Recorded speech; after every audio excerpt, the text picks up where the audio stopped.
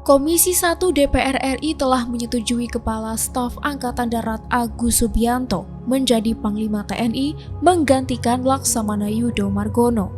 Pada agenda Fit and Proper Test, 9 fraksi yang ada di DPR satu suara bulat menyepakati calon tunggal Panglima TNI. Calon Panglima TNI terpilih, Agus Subianto menyebut bakal memberikan jaminan netralitas TNI pada pemilu 2024. Hal itu ia sampaikan dalam visi misinya saat uji kepatutan dan kelayakan yang dilaksanakan di gedung DPR bersama Komisi 1. Dari mulai pemaparan visi misi sampai tanya jawab dengan awak media, Agus beberapa kali menegaskan komitmennya untuk TNI yang netral dan profesional dalam mengamankan proses demokrasi, yaitu pemilihan umum. Netralitas TNI saya sudah sampaikan kepada Komisi 1 bahwa TNI koridornya sudah jelas bahwa netralitas TNI harga mati, ucap Agus kepada wartawan Senin 13 November 2023. Ketidakberpihakan aparat keamanan telah diatur dalam Undang-Undang Nomor 34 Tahun 2004 tentang Tentara Nasional Indonesia UU TNI, di mana dalam pasal 39 telah diatur bahwa TNI tidak boleh berpolitik praktis.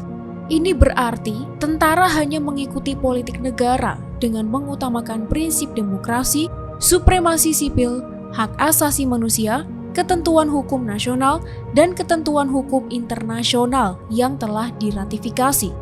Regulasi serupa juga tertuang dalam Undang-Undang Nomor 7 Tahun 2017 tentang pemilihan umum, di mana sanksi akan diberikan apabila ada prajurit TNI yang melanggar.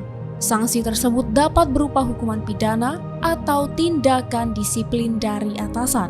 Dalam mencegah terjadinya keberpihakan ke salah satu paslon tertentu, Agus telah menyiapkan satu langkah khusus, yaitu memberikan buku saku ke setiap prajurit TNI di setiap wilayah sampai tingkat terendah.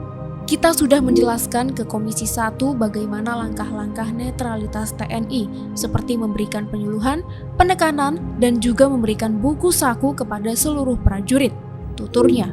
Berdasarkan penelusuran Forum Keadilan, sosialisasi buku saku netralitas TNI dalam pemilu dan pemilihan kepala daerah telah dilaksanakan di Graha Dewanto Lanut Iswah Judi, Magetan, Jawa Timur pada Rabu 8 November.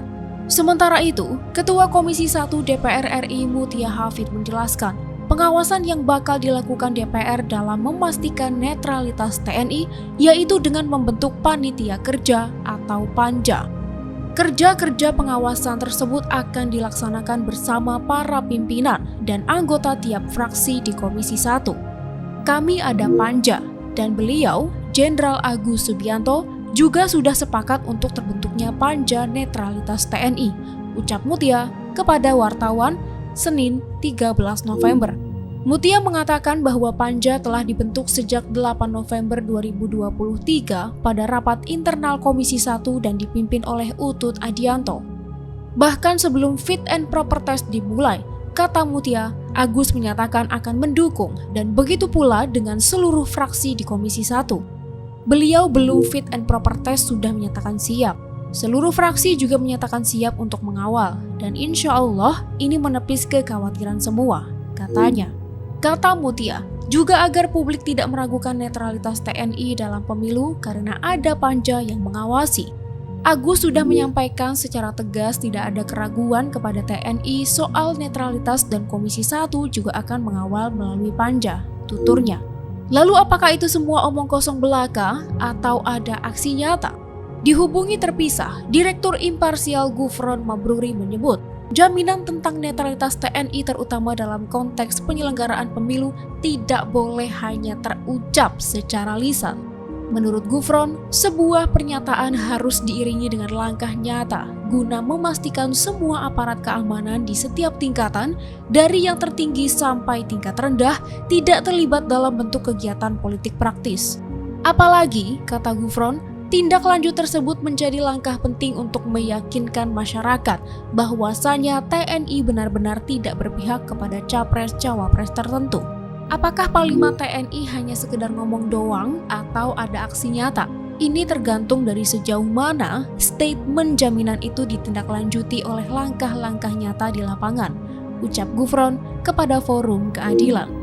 Gufron menyebut bahwa kekhawatiran terhadap netralitas TNI didasarkan pada indikasi dan faktor-faktor yang terungkap di lapangan. Mulai dari aspek kedekatan antara Presiden Joko Widodo dengan Jenderal Agus Subianto. Kedekatan tersebut terjalin sejak Jokowi menjadi wali kota Solo dan Agus menjabat sebagai Dandim 0735 Surakarta. Selain itu, Gufron juga mencatat adanya preseden pada pemilu-pemilu sebelumnya, di mana sering terjadi penyimpangan yang melibatkan aparat keamanan, terutama di daerah yang jauh dari jangkauan publik dan media. Seringkali keterlibatan anggota TNI dalam kegiatan politik praktis dipengaruhi oleh banyak faktor, mulai dari lemahnya pengawasan, kontrol internal dan eksternal, juga lemahnya penindakan dan penegakan terhadap aparat yang diduga tidak netral. Katanya, jika ada prajurit TNI yang terbukti terlibat dalam politik praktis, kata Gufron, institusi terkait harus melakukan penindakan tegas dan tidak boleh dibiarkan. Kalau dibiarkan, secara hierarki, pimpinan menyetujui. Artinya, secara tidak langsung pimpinan tidak netral karena membiarkan praktek-praktek semacam itu terus terjadi di lapangan. Imbuhnya. Di samping itu, Gufron menegaskan persoalan netralitas aparat menjadi suatu hal yang harus mendapat perhatian, terutama bagi internal TNI sendiri. Jangan sampai TNI malah mundur ke belakang dan mengkhianati amanat reformasi. Kita tunggu saja sejauh mana komitmen dan langkah nyatanya untuk memastikan TNI netral dan profesional, tutupnya.